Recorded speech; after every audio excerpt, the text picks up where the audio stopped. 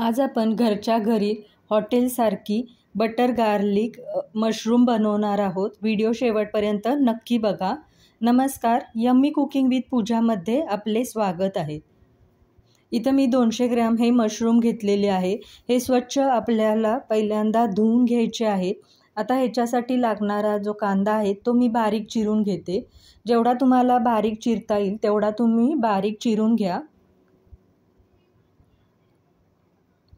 आता इथं आपण बटर गार्लिक मशरूम बनवणार आहे, त्यामुळे लसूण हा खूप लागतो, त्यामुळे हा लसूण आहे तो बारीक मी इथं चिरून घेतलेला आहे।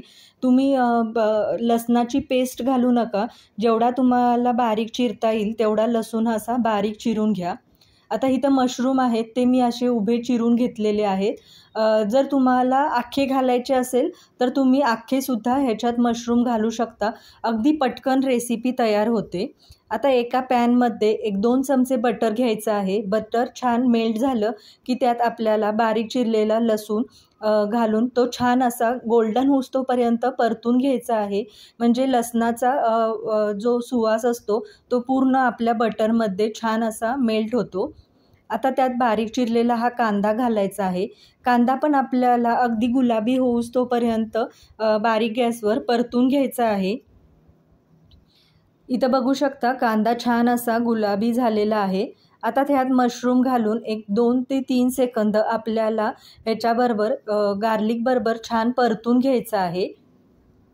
1-2 मिनिटं छान परतून झाल्यानंतर ह्याला एक छान वाफ आणून द्यायची आहे।